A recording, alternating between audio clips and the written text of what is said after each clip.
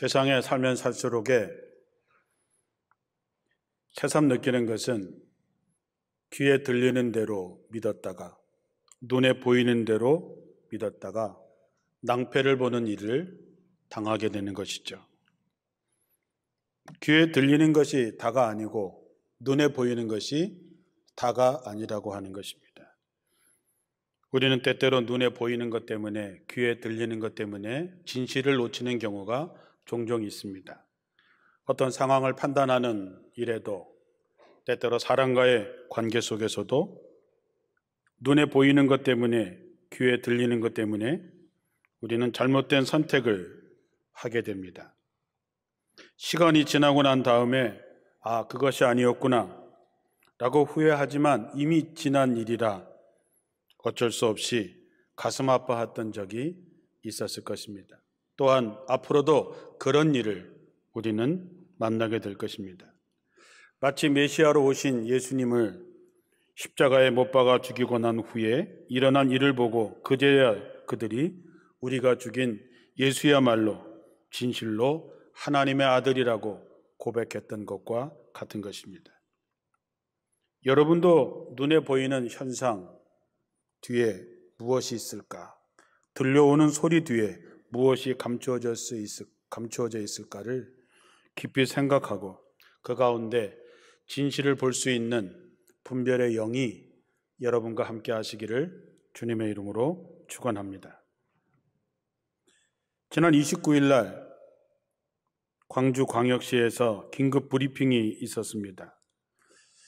일부 교회를 통해서 코로나19가 지역사회 전반으로 빠르게 확산하고 있기 때문에 추가 감염을 차단하기 위해서 30일부터 1월 10일까지 12일간 광주 시내 모든 교회에 대해서 대면 예배를 금지한다라고 하는 발표였습니다. 그 기사를 보고 개인적으로 많이 놀랐습니다. 분명히 일부 교회를 통해서라고 했지만 마치 교회가 코로나의 슈퍼 전파자인 것처럼 이야기하고 모든 교회에 대면 예배를 금지시킬 수 있다니 어찌 이렇게까지 되었는가 하는 안타까움도 있습니다. 대면 예배를 드리든 비대면 예배를 드리든이 문제가 아니라 어떻게 교회가 이렇게까지 신뢰를 잃어버리고 이렇게까지 짓밟히고 있는가 하는 면에서 개인적으로 많이 속상했습니다. 세상은 요즘 교회를 무엇라고 하시는지 들어보셨습니까? 코로나가 발생한 지 1년이 지나면서 언론은 끊임없이 교회발 집단 감염에 대해서 계속해서 방송을 하고 신문에 기사가 나옵니다. 사랑제일교회, BTJ 열방센터, IM 선교회까지 교회에 관련된 시설이 찬물을 끼얹음에 따라서 많은 국민들은 피곤해하면서 또 교회냐 이젠 지긋지긋하다라고 하는 반응이 나오고 있습니다. 코로나로 피곤해지고 화가 나 있는 국민들은 교회에 대한 불만을 넘어서 이젠 교회를 증오의 시선까지 보내고 있는 것이 현실입니다. 최근 목회 데이터 연구소에서 조사한 바에 의하면 지난 1년 동안 코로나를 겪으면서 한국 교회의 신뢰도가 31%에서 21%로 급락한 것을 볼 수 있습니다. 그것도 조사한 사람들 중에서 교인들은 그래도 교회를 70%를 신뢰한다고 얘기했지만 비개신교인들에게는 단 9%만 교회를 신뢰한다라고 답을 했습니다. 이거는 굉장히 심각한 일입니다. 교회를 다니지 않는 사람들의 10%만 교회를 신뢰한다라고 한 얘기는 앞으로 선교와 전도에 매우 부정적인 영향을 미치게 될 것입니다. 우리가 왜 이렇게 되었을까? 우리가 지난 1년 동안 우리 교회를 포함해서 대부분의 교회들이 정부 방역 실천에 철저하게 수칙을 잘 지켜왔다고 저도 자부합니다. 그리고 정부 방침에 아쉽기도 하고 때로는 받아들일 수 없는 마음도 있었지만 그러나 잘 협조해 왔습니다. 그럼에도 불구하고 언론의 자극적인 제목들, 공정하지 못한 보도가 그 도를 넘어서고 있습니다. 기독교를 비난하는 편파 보도가 계속되고 기독교인들과 관련된 모든 문제는 모두 교회의 방역 문제처럼 보도가 되고 교회발로 보도되고 있습니다. 실제로 지난 1월 21일 질병관리청에서 1년간 코로나 확진자의 감염원에 대한 종합자료를 보도했습니다. 그 중에 종교시설에 대한 확진자 비율이 전체의 11%로 나타났습니다. 그 중에는 교회도 있고 천주교회도 있고 불교도 있습니다. 그래서 그 중에 교회에 관련된 감염자율이 8%로 봅니다. 그런데 실제로 국민들이 교회를 통해서 감염된 감염률이 얼마냐라고 물었을 때에 44%를 거라고 답을 했습니다. 자, 그렇다면 교회발 감염률이 8%인데 국민들이 느끼는 교회발 감염률을 44%로 본다고 하는 것은 뭔가 문제가 있는 거지요. 과학적이지 않은 거지요. 분명한 것은 대한민국의 6만여 교회가 지난 1년 동안 정말 조심조심 여러 가지로 많은 어려움을 겪으면서 철저하게 방역을 지켜왔습니다. 그럼에도 불구하고 신천지나 열방센터나 국제기숙학교 등으로 인해서 그 비난의 화살을 온통 교회가 맞고 있습니다. 기존 교회에서는 상상도 하지 않고 시도도 하지 않을 기숙사 형태의 국제학교로 인해서 한국교회 전체가 매도되는 것은 공정하지도 않을 뿐만 아니라 과학적이지도 않습니다. 언론에 편향되고 선동적인 행태는 국민을 선동해서 분노의 타겟을 또다시 교회로 전환시키는 것이 아닌가 하는 생각이 듭니다. 그렇다고 하면 그들은 성공하고 있는 것이죠. 왜? 8%의 감염률을 44%로 알고 있게 만들었으니까 그것은 성공한 케이스죠. 분명한 것은 교회도 코로나19의 피해자이지 가해자가 아니라고 하는 것이죠. 교회가 바이러스를 만들어내는 것도 아니고 또한 다른 감염 경로를 통해서 걸린 것을 다 생략한 채 교회 발이라는 제목을 붙이는 것은 피해자가 되는 우리 교회를 2차 가해를 하는 것과 다를 바가 없습니다. 그동안 교회가 하나님의 영광을 가리지 않기 위해서 지역사회의 전도의 문을 닫지 않기 위해서 그 어느 사회단체나 시설보다도 더 철저하고 선제적으로 방역수칙을 잘 준수해오고 있지만 이런 사실은 외면되고 교회를 향한 과장, 왜곡, 편파 보도를 일삼는 언론, 방송, 매체는 사회의 통합과 회복을 위한 것이 아니라 갈등과 분열을 조장하는 의도적인 행위 뒤에 과연 무엇이 있을까라는 생각을 갖게 됩니다. 여러분도 이러한 현실을 깊이 생각할 때가 되었습니다. 그러나 또 한편으로 우리가 누구를 탓하기 전에 우리가 왜 이렇게 되었을까? 이렇게 되어버린 우리 자신에 대한 정말 깊은 성찰이 필요할 때가 왔습니다. 수신제가 치국 평천하라고 하는 말이 있는 것처럼 먼저 우리 자신을 돌아보고 왜 우리가 이렇게 되었을까? 왜 우리의 신뢰도가 10%도 안 되게 떨어졌을까? 무엇보다도 우리가 제일 우선되어야 되는 것은 신뢰를 회복하는 일입니다. 교회를 향한 불신은 코로나 때문만은 아닙니다. 코로나가 생기기 전에 이미 교회는 신뢰도의 31%밖에 기록하지 못했습니다. 31%라고 하는 말은 확실하게 하면 불신을 받고 있다라고 하는 얘기지요. 초기 감리교회는 영국에서 가장 존경받고 신뢰받는 사람들이었습니다. 사람을 만났을 때에 감리교인입니다 라고 하면 처음 보는 사람이라고 해도 그 사람을 신실한 사람으로 인정해 주었습니다. 우리가 초대교회의 성도들의 모습을 보면 모든 사람들에게 칭찬을 받았다 그랬습니다. 칭찬을 받았다라고 하는 이 말은 다른 번역으로 보면 호감을 얻었다라고 하는 말입니다. 초대교회 성도들이 살아가는 모습을 보고 사람들이 참 잘하는구나, 저렇게 살아야 되는구나, 참 착하구나 칭찬했다는 것이죠. 호감을 가졌다고 하는 것입니다. 그러자 구원받는 사람이 날마다 많아지게 되는 것은 당연한 결과였겠지요. 저나 여러분은 어떻습니까? 우리가 있는 자리, 교회뿐만 아니라 여러분의 일하시는 자리, 가정에서 이웃에게 여러분은 어떤 말을 듣고 사십니까? 신뢰받는 사람으로 살고 있냐 하는 것이지요. 우리 교회는 세상 사람들에게 뭐라고 불리울까요? 우리가 원주 제일교회인데 무엇이 제일일까요? 우리가 세상 사람들에게 칭찬받는 교회일까요? 그 어느 때보다 간절히 바라기는 남들이 우리를 부를 때에 어떤 말보다도 신실한 사람이라고 불려지기를 주님의 이름으로 축원합니다.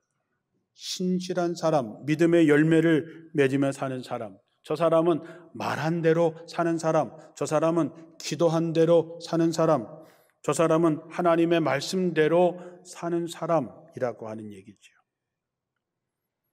신뢰 회복을 위해서 오늘 하나님께서는 예레미야를 통해서 우리에게 말씀합니다. 이스라엘아, 내가 돌아오려거든 내게로 돌아오라. 우리가 살다 보면 인생의 위기를 만나지요. 많이 아플 때도 있고 사업이 어려울 때도 있습니다. 그런 일을 당하게 되면 우리는 도대체 어디서부터 잘못되었는가, 어디서부터 이것이 어긋나기 시작했는가를 곰곰이 따져보고 그리고 그 문제를 해결하려고 애를 씁니다. 이런 치열한 자기 반성 없이 그 사람은 절대 재기할 수 없습니다. 왜? 오늘 교회가, 아니 우리가 10%도 안 되는 신뢰, 더 구체적으로 이야기하면 세상이 믿지 못할 사람, 세상이 믿지 못할 교회가 되었을까? 너무 가슴 아프고 일부분은 억울한 면도 있지만 그러나 그 현실을 인정하는 것으로부터 우리는 시작해야 됩니다. 어디서부터 잘못되었을까? 우리가 죄라고 하는 것이 관역을 빗나갔다라고 하는 말이라고 말씀드렸습니다. 우리가 언제부턴가 하나님의 뜻에 빗나가기 시작했던 것이지요. 하나님으로부터 점점 멀어진 것이지요. 그런데 우리는 그거를 잘 모릅니다. 마치 말라기에 나오는 이야기처럼 하나님께서 너희가 나를 떠났다라고 말하지만 이스라엘 백성들은 우리가 언제 하나님을 떠났습니까? 너희는 나를 무시했다라고 얘기할 때 우리가 언제 하나님을 무시했습니까? 라고 말하는 것과 같습니다. 하나님은 우리에게 말씀하십니다. 돌아오려거든 나에게로 돌아오라. 네가 만일 내가 지긋지긋하게 여기는 우상을 내 앞에서 제거하고 마음이 흔들리지 않고 제대로 한번 살아보라는 것이지요. 지금 우리들의 모습은 예수님의 경고처럼 맛을 잃어버린 소금이 되어서 아무 쓸데없어서 밖에 버려져 사람들에게 밟히고 있습니다. 이제 그런 우리 자신을 살펴보고 우리가 정말 하나님께로 돌아가야 된다고 하는 것이지요. 어디서 첫사랑을 잃어버렸는지, 어디서 내 믿음이 잘못되었는지 우리가 돌아보고 찾아내고 그것을 회복해야 된다고 하는 것입니다. 거룩하신 하나님 앞에 서서 우리는 언제부터 어긋나기 시작했는가 깊이 생각하다 보면 성령께서 생각나게 하실 것입니다. 떠오르게 하실 것입니다. 성령께서 반드시 가르쳐 주실 것입니다. 깨닫게 되면 돌이키셔야 됩니다. 깨닫게 되면 돌아서야 됩니다. 하나님께로 말입니다. 만약에 하나님이 여러분의 인생의 답이라고 믿는다면 여러분은 그분께 분명히 돌아가야 됩니다. 가던 길에서 이제 하나님께 돌아가는 것을 성경은 회개라고 얘기합니다. 예언자들은 한결같이 이스라엘이 위기를 겪을 때마다 그 까닭은 하나님을 등지고 떠난 데 있다고 하나님께 돌아오라고 목 놓아 외쳤습니다.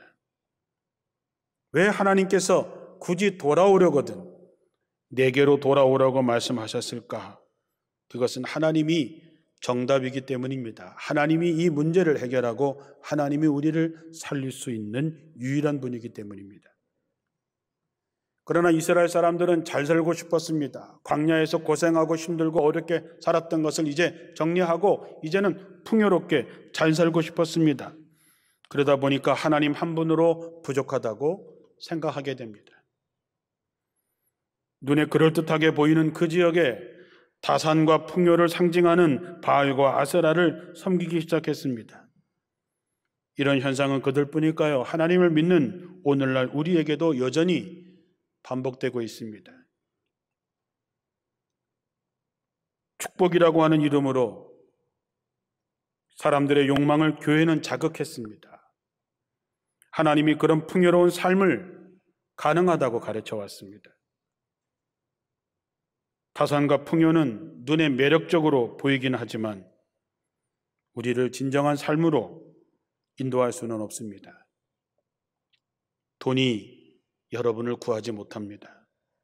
권력이 여러분을 행복해 주지 못합니다. 지나고 보면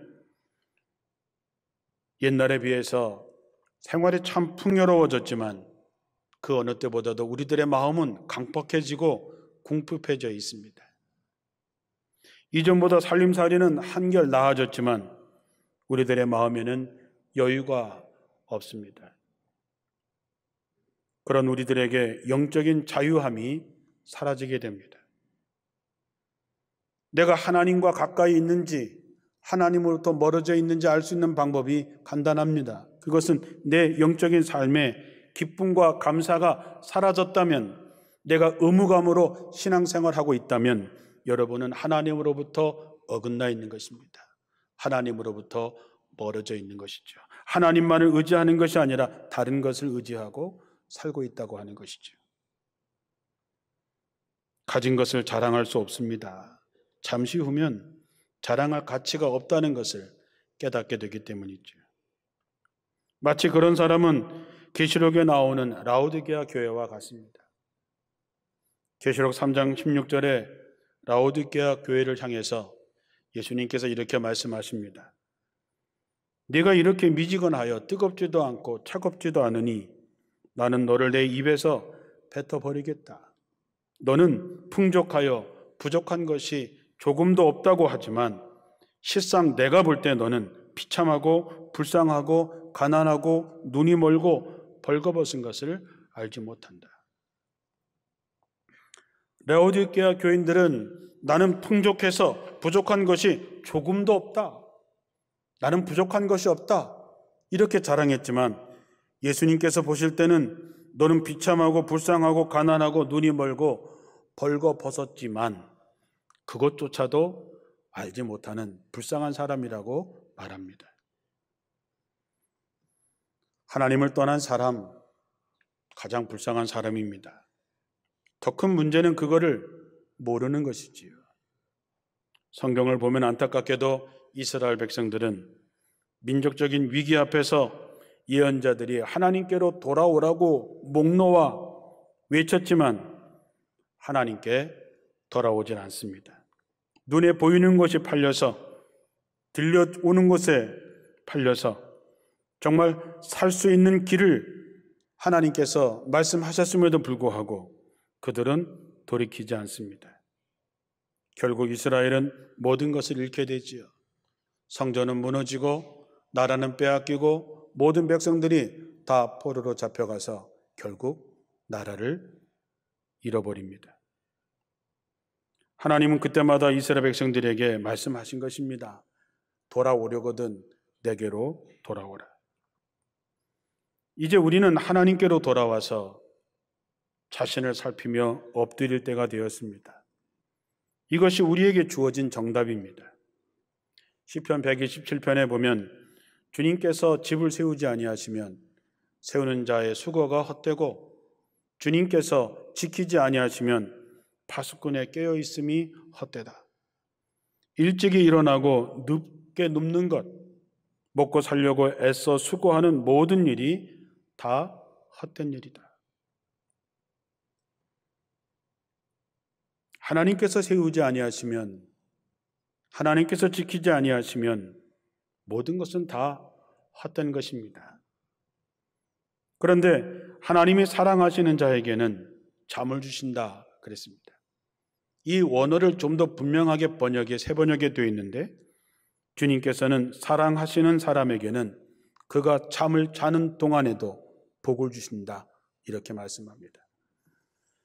내가 집을 세우려고, 내가 지키려고, 내가 정말 밤늦게 수고하고 애쓴 모든 것이 다 헛된 것은 하나님이 함께하지 않으시면 다 헛된 것이 되지만, 하나님이 함께하는 사람, 하나님이 사랑하는 사람은 잠을 자는 동안에도 하나님께서 복을 주신다는 것이지요. 이번 주 수요일 날이 이제 입춘이 됩니다. 그리고 2월 중순이 지나면 사순절이 시작이 됩니다. 농부들은 씨를 뿌리기 위해서 묵은 밭을 갈아엎습니다. 딱딱해진 밭을 갈아엎어서 그것을 부드러운 흙으로 만들어내야지만 거기에 씨를 뿌릴 때 30배, 60배, 100배의 결실을 맺게 됩니다. 힘들다고 밭을 갈지 않는 사람, 그 사람은 농부가 아닙니다. 농사일은 이렇게 분명합니다. 묵은 밭을 갈아엎어야만이 파종할 수 있는 것이죠. 우리는 어떻습니까? 여러분의 마음의 밭은 어떻습니까? 묵은 밭에 나는 것은 잡초밖에 없습니다. 우리들의 마음속에도 이기심과 허위의식과 욕망의 풀들이 무성하게 자라고 있을지 모릅니다. 그것을 말씀으로 갈아엎지 않고서 어떤 말씀의 씨앗도 우리 속에서 떨어진다고 해도 열매를 맺을 수 없습니다. 우리들의 신앙생활은 앞으로 말씀의 쟁긴 날로 우리들의 마음을 갈아엎는 치열한 과정이 이제는 그 어느 때보다도 필요합니다. 시편 126편에 나오는 말씀처럼 눈물을 흘리며 씨를 뿌리는 사람은 기쁨으로 거둔다. 울며 씨를 뿌리러 나가는 사람은 기쁨으로 단을 가지고 돌아온다 했습니다. 아무리 힘들어도 우리의 묵은 마음의 밭을 갈아엎고 우리의 마음의 가죽을 베어서 이제는 내가 하나님께 속해 있음을, 하나님께 돌아왔음을 분명하게 해야 됩니다. 진실하게, 정의롭게, 착하게 우리는 살면서 우리는 잃어버린 신뢰를 다시 회복해야 됩니다. 하나님은 아직 우리를 포기하지 않으셨습니다. 그래서 돌아오려거든 내게로 돌아오라 말씀합니다. 살아계신 나 여호와 하나님께서 책임져 주시겠다고 하는 것이지요. 그래서 우리가 돌아오기만 하면 언제든지 우리를 회복시켜 주시겠다고 하는 것입니다. 세상에 눈보라 비바람의 폭풍우가 우리를 향해서 몰려오고 있습니다. 그러나 우린 더욱더 말씀과 기도로 깊은 뿌리를 내리고 견디면서 무엇보다도 하나님 앞에 진실하고 깨끗하고 공의롭고 정의롭게 살아서 아름다운 결실을 신실한 사람임을 사람들에게 증명해 내야 됩니다. 우리부터 그 일을 위해서 일어나 함께 걸어갈 수 있는 우리 모두가 되기를 주님의 이름으로 축원합니다.